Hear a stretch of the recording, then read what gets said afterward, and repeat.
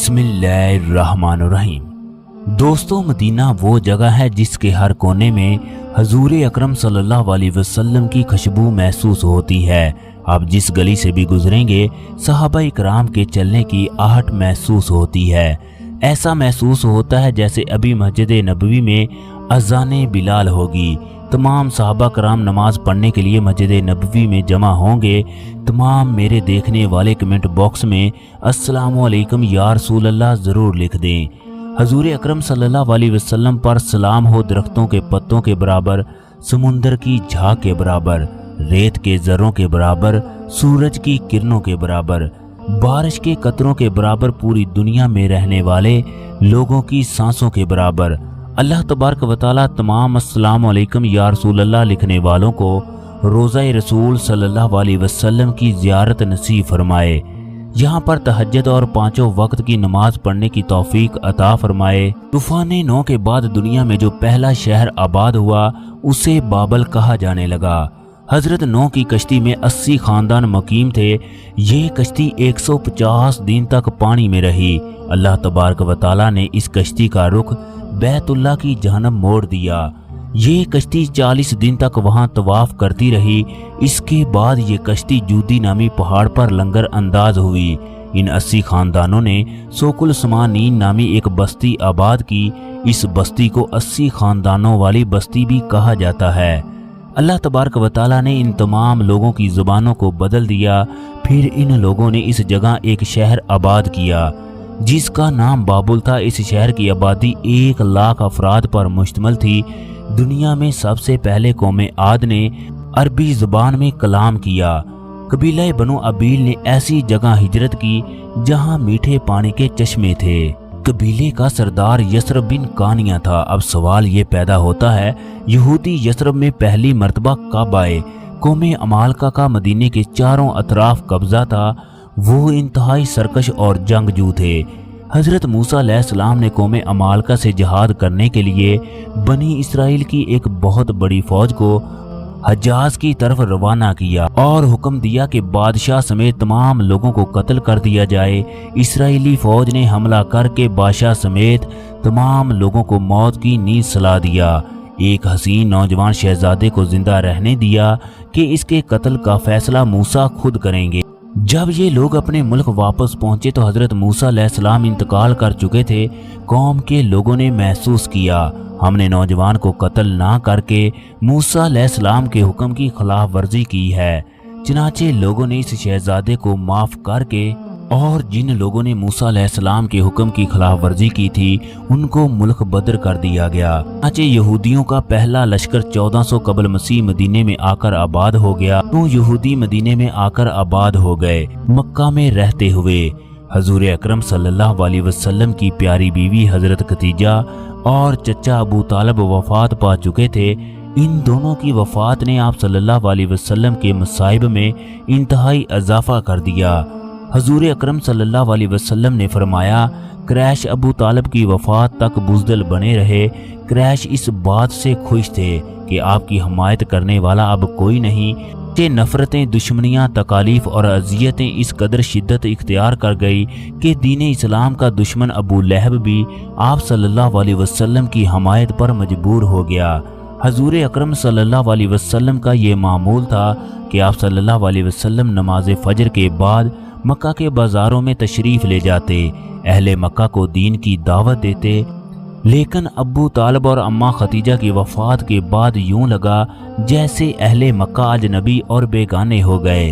अभी चंद दिन ही गुजरे थे कि जिब्राईल अलैहिस्सलाम आपके पास तशरीफ लाए कि अल्लाह तबारक व तआला फरमाते हैं, ए मोहम्मद, इन काफरों को तुम नसीहत करो या ना करो, ये ईमान लाने वाले नहीं हैं। अल्लाह तबारक व तआला ने इनके दिलों और कानों पर मोहर लगा रखी है और इनकी आंखों पर पर्दा डाला हुआ है और इनके लिए बड़ा अजाब तैयार है।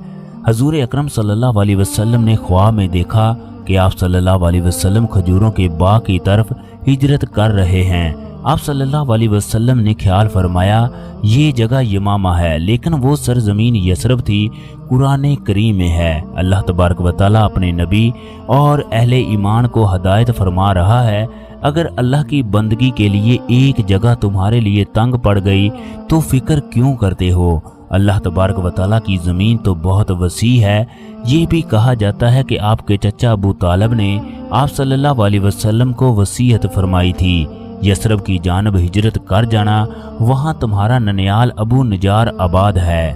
13 ذوالحج کو حضور اکرم صلی اللہ علیہ وسلم نے مکہ کے مسلمانوں کو مدینے کی طرف ہجرت کرنے کا حکم فرمایا۔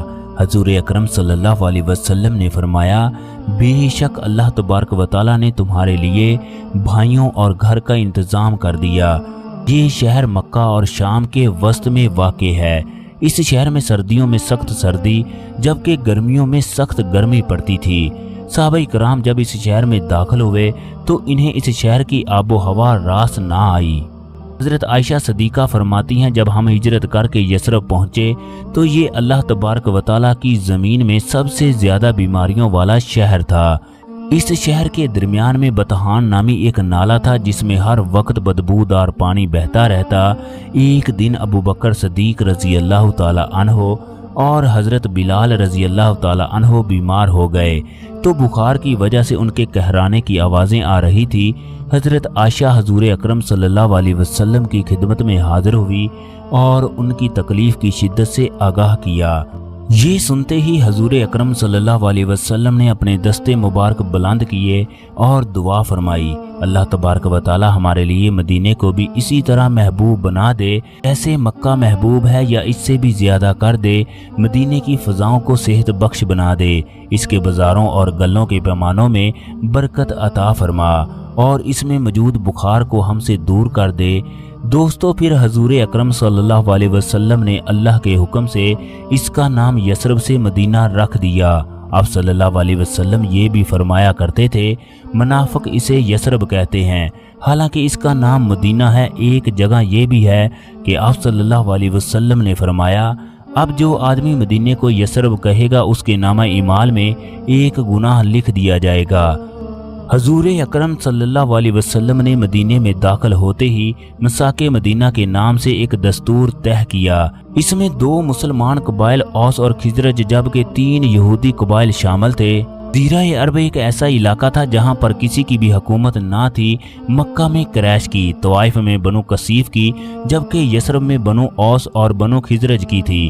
مدینے میں جو آدمی مکہ میں جا کر سب سے پہلے مسلمان ہوا اس کا نام اسد بن زرارہ تھا، جبکہ دوسرے عبادہ بن صامت تھے۔ ان دونوں صحابیوں نے حضور اکرم صلی اللہ علیہ وسلم کو مدینے میں آنے کی دعوت دی۔ دوستو، ایک دفعہ مدینے کے لوگ حضور اکرم صلی اللہ علیہ وسلم سے ملنے کے لیے مکہ میں گئے۔ آپ صلی اللہ علیہ وسلم نے ان سے خفیہ ملاقات کی۔ اس ملاقات میں آپ صلی اللہ علیہ وسلم کے چچا عباس بھی تھے۔ اس موقع پر قبیلہ اوس کے سردار سعد بن معاذ نے کہا، یا رسول اللہ، آپ ہمارے پاس تشریف لے آئیں۔ حضرت عباس نے کہا، سوچ سمجھ کر بات کرو، کیا کہہ رہے ہو؟ میرے بھتیجے کو ساتھ لے جانے کا مقصد جزیرہ عرب سے لڑنا، اگر بازوؤں میں زور ہے تو بات کرو ورنہ آرام سے بیٹھو۔ اس کی حفاظت کے لیے ہم کافی ہیں، کلمہ پڑھیں یا نہ پڑھیں لیکن حفاظت کر رہے ہیں۔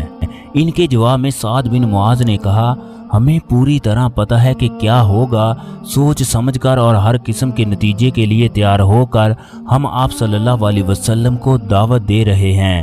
اسد بن زرارہ کھڑے ہوئے اور کہا، ہم ایمان لائے ہیں اور آپ صلی اللہ علیہ وسلم کو اللہ کا رسول مانتے ہیں۔ ہمیں پتہ ہے حضرت محمد صلی اللہ علیہ وسلم کو وہاں جگہ دینے کا مقصد یہ ہے کہ عرب کے ہر گھر سے لڑنا، اس کے لیے ہم تیار ہیں۔ یوں حضور اکرم صلی اللہ علیہ وسلم مدینے میں پہنچے، مدینے کے ہر گھر تک اسلام پہنچا۔ دوستو، یہی وہ گلیاں ہیں جہاں صحابہ اکرام اور حضور اکرم صلی اللہ علیہ وسلم گزرا کرتے تھے۔ سلام ہو حضور اکرم صلی اللہ علیہ وسلم پر، سلام ہو صحابہ اکرام پر۔